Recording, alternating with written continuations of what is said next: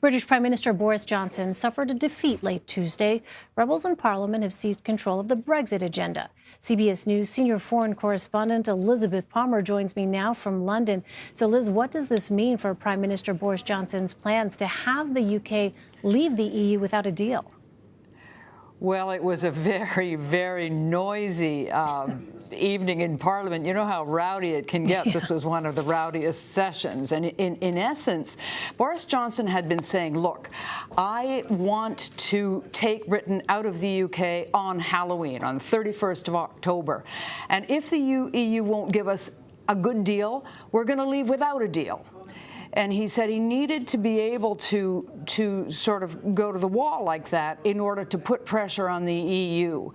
But many, many MPs in his own party, as well as in the opposition, are saying a no-deal Brexit could cause chaos. You know, there have been stories in the media here that it might mean massive delays at the Channel, lack of food, lack of medicine, really catastrophic consequences. And they're saying you can't do this, Boris. It's just too dangerous. So tonight, they basically took the initiative away from him. They seized control of the parliamentary agenda. And tomorrow, they're going to introduce a bill on the floor of the House that will make it impossible for him to leave with a no deal. He is clearly furious and stood up tonight and said, well, if that's the way you're going to have it and you force my hand, then I'm going to call a general election. So it's political turmoil is an understatement here tonight. And tomorrow is going to be another big day in this massive game of brinksmanship between the politicians and this very determined Prime Minister. Do we know, Liz, where does the public stand? Where does public opinion stand on this issue of a no-deal Brexit? Well, split down the middle on a no-deal Brexit. Those people who were for, as you know, it's a very divisive issue. You know, people are either for or against, and there's very little middle ground. People who are in favor of Brexit want the Prime Minister to get on with it. They're just sick of the whole debate. People who are against it are really afraid of this no-deal Brexit. But I have to say, over the last few days, the Prime Minister has been accused of being dictatorial and bullying. There's no question he's behaving aggressively.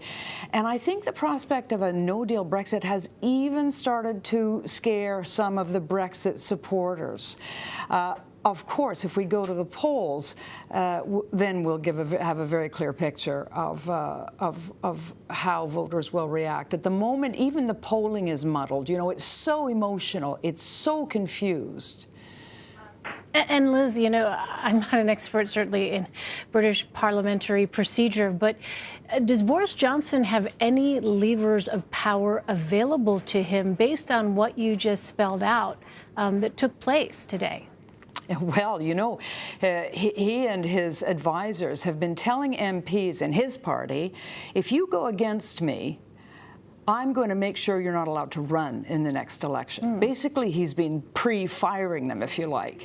And that doesn't appear to have been enough. I mean, that's a couple of very high-profile politicians have stood up and said, right, well, we're willing to commit political suicide to defy you. And in the end, even that kind of real strong-arm tactics just wasn't enough. He lost the vote tonight. Wow, really fascinating to hear a dramatic turn of events there. Elizabeth Palmer, Liz, thank you very much. Pleasure.